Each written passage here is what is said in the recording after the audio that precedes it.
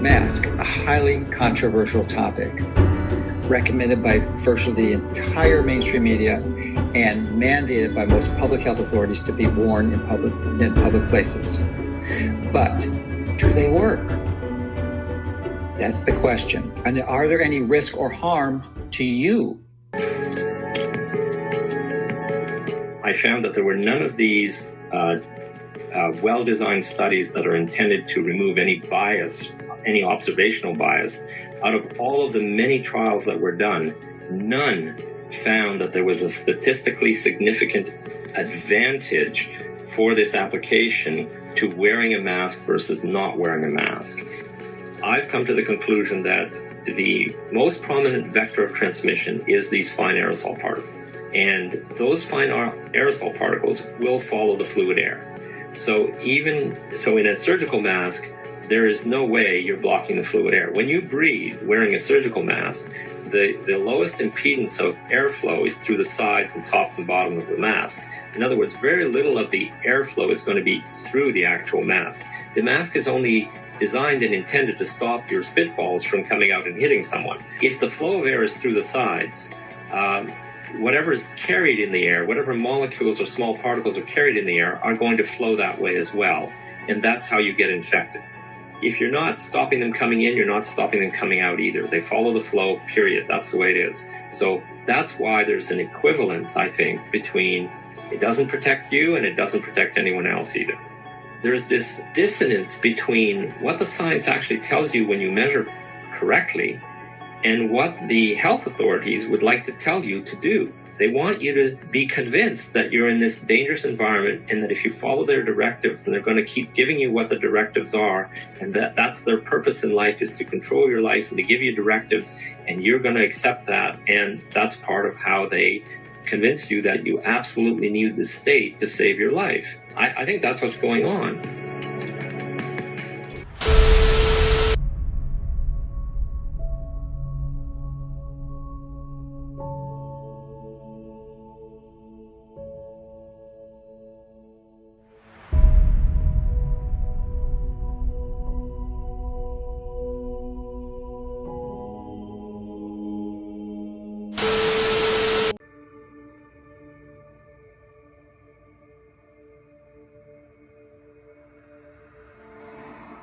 These institutions that are polluting our environment and our bodies, there was a time when they actually had to fight their own battles, but they've done such a great job at manipulating the masses that it's other people shutting down other citizens, and the big tech platforms follow suit and they shut everything down. There is no dissenting voices allowed anymore in this free country, which is something I never thought I would live to see. Nor would I accept what I've experienced since 2011. It's beyond comprehension how a society can be so fooled that the types of propaganda continue to where they're just driving us to hate each other. We want to go to work and get this disease. I think the medical profession know what they're talking about. They've been wrong so far, man. They've been wrong. Hopefully, this is the wake-up call of all America to realize this makes no sense, and we win because it will take down the whole program with information like this. And for me, it's the great news that the doctors are waking up and saying, wait a minute. Welcome, everyone. It's Dr. Mercola helping you take control of your health. And today, we are joined by Denis Rancourt, who is a full professor of physics in Ottawa, Canada. And we're going to be discussing a very controversial topic, the use of face masks. And by controversial, I mean there's a really wide range of opinions on this, even when people within the natural health community. We have individuals like Mike Adams from Natural News and Chris Masterson from Peak Prosperity, who are avid proponents of using face masks.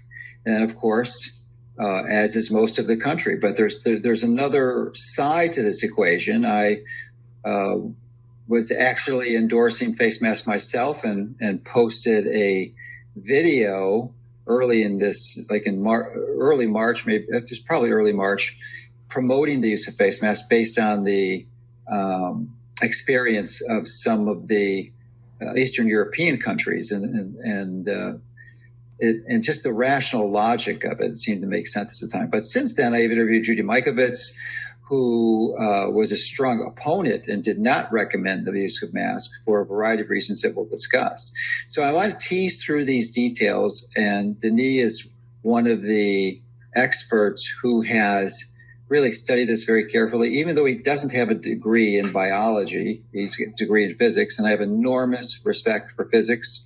I just enamored with their brain power to figure these aspects of reality out that require high-level mathematics, and it's somewhat intimidated by the intellectual powers required to participate in that dialogue. But I perhaps maybe the first place we can start is your background, because some people might counter that you really have no formal training in biology, but you are a scientist. There's no question. It's studying physics. So tell us about your specific training and why you first became interested in this topic. Yeah, I'd be glad to. It's my pleasure to be on the show. First, I want to clarify, I'm not presently a full professor of physics at the University of Ottawa. That's my former position. I'm now a researcher at the Ontario Civil Liberties Association. Okay. And I've been in that position, which is a volunteer position, since 2014, and it's given me the occasion to really get into some deep scientific issues that have an impact on civil rights.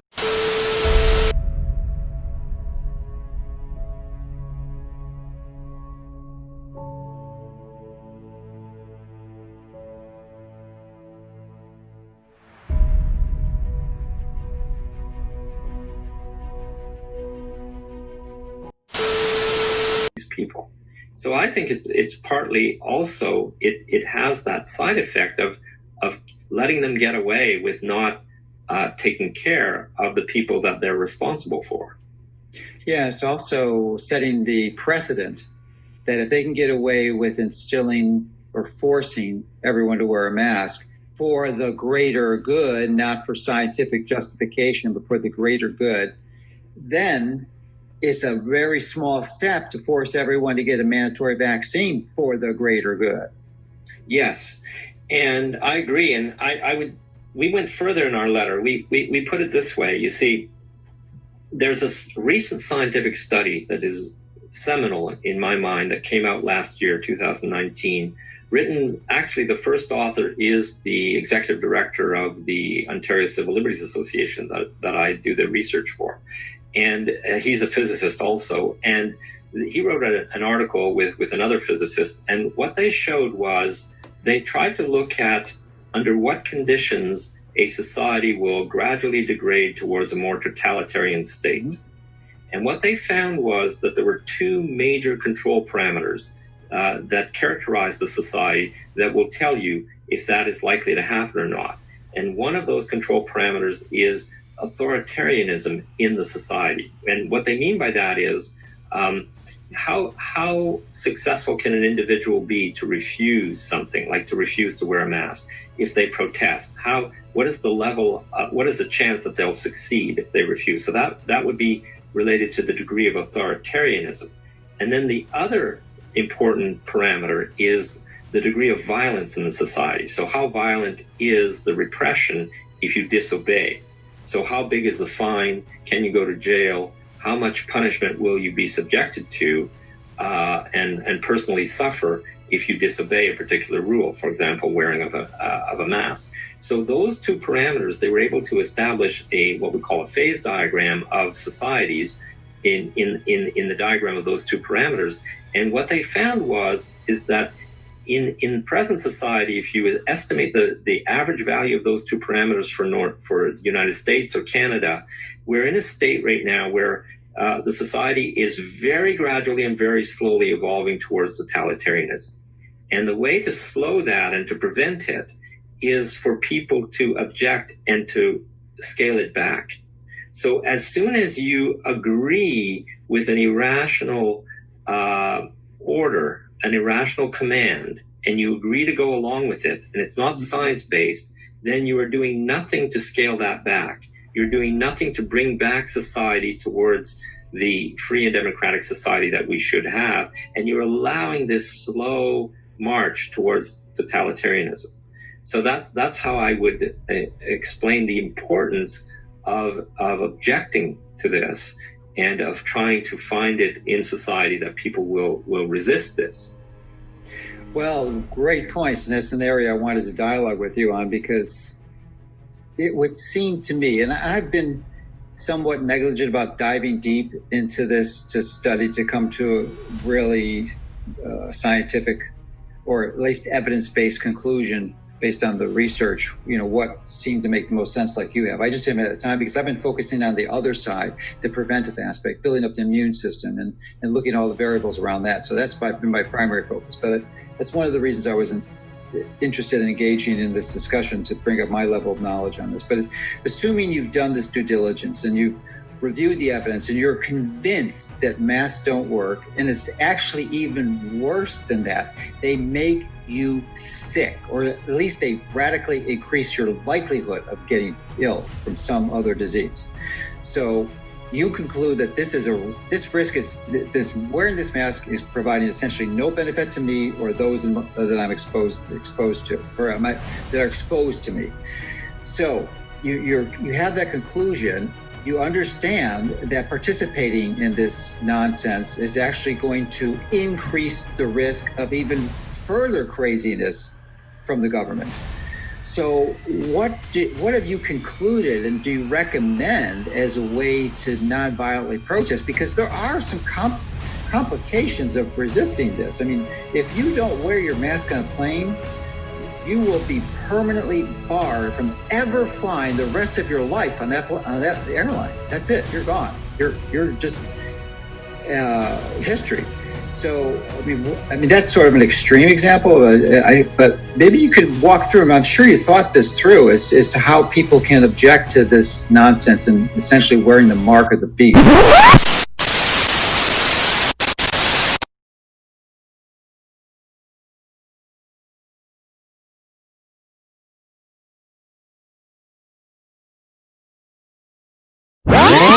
Implications of resisting this. I mean, if you don't wear your mask on a plane, you will be permanently barred from ever flying the rest of your life on that airline. That's it. You're gone. You're just history.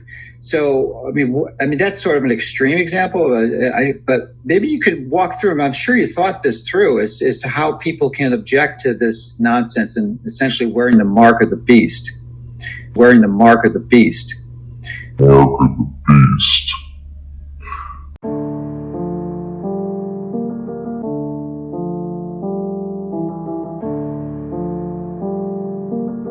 Luxray Beats.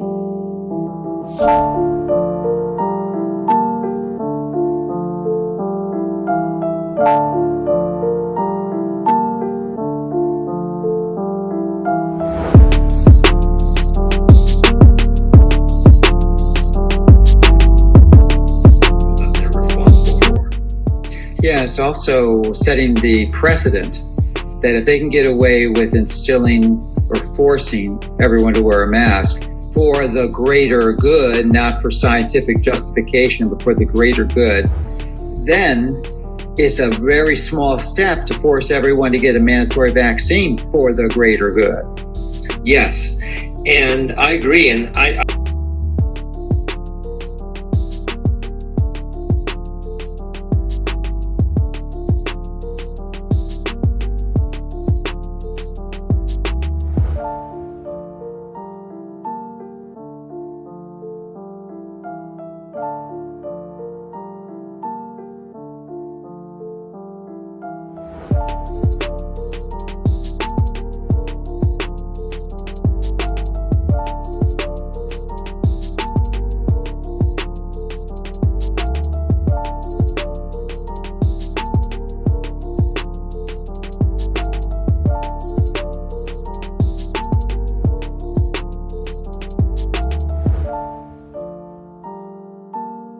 Luxray Beats.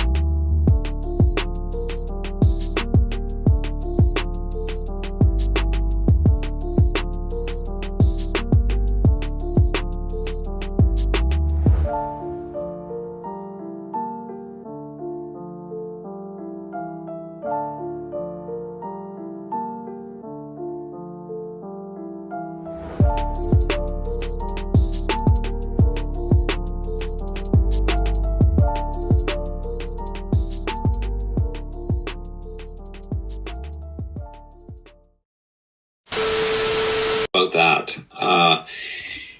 We live in a crazy world, and I've been writing about it for many years. We could just expand this, into many, many areas of medicine and society and technology and so on. But we do live in a world where we are just being exploited and manipulated for profit and control. Control more than profit, actually, because it's been demonstrated. Right. Yeah. Guys like Gates don't need any more profit, but Right. they want the control. There's very clear to that. For that. This is a test. This station is conducting a test of the emergency broadcasting system. This is only a test.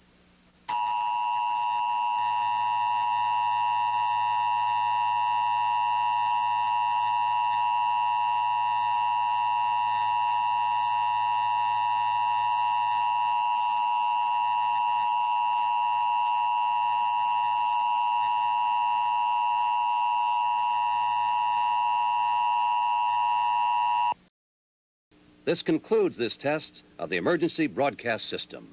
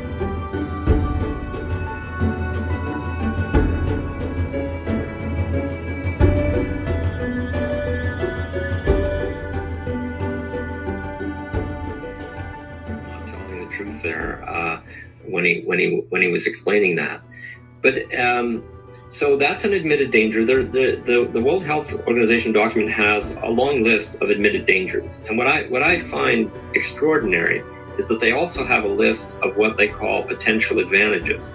And when I compare the two lists, the potential dangers far outweigh the potential advantages. And so you have to ask yourself, what the heck are you doing? How can you make these two columns and compare the advantages and disadvantages and have one clearly outweigh the other and then conclude that therefore we recommend masks? This is just nonsense, right? Irrational. It's irrational, yeah. It's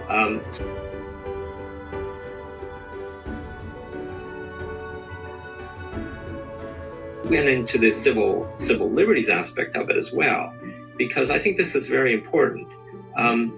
One of the fundamental aspects of a free and democratic society is that the individual is entitled to evaluate the personal risk to themselves when they act in the world. Okay? The risk evaluation is a very personal thing. It involves your personality, your judgment, your knowledge, your experience. And if the state is forcing you to accept their evaluation of risk, then you are violating that precept.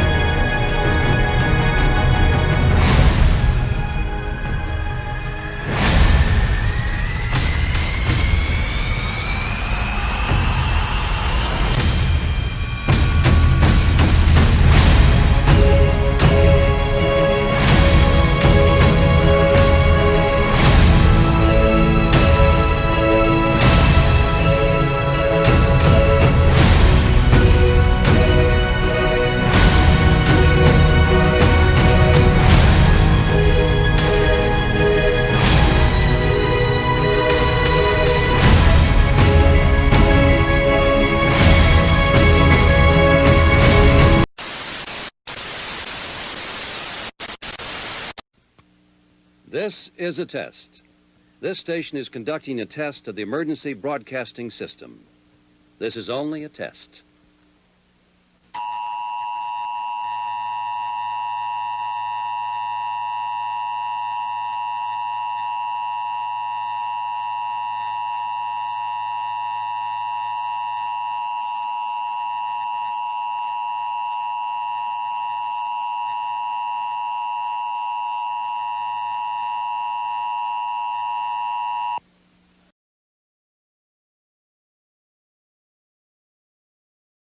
This is a test of the emergency broadcasting system.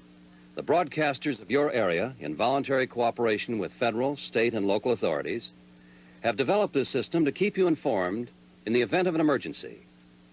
If this had been an actual emergency, the attention signal you've just heard would have been followed by official information, news, or instructions, or instructions, or instructions, or instructions, or instructions, or instructions, or instructions.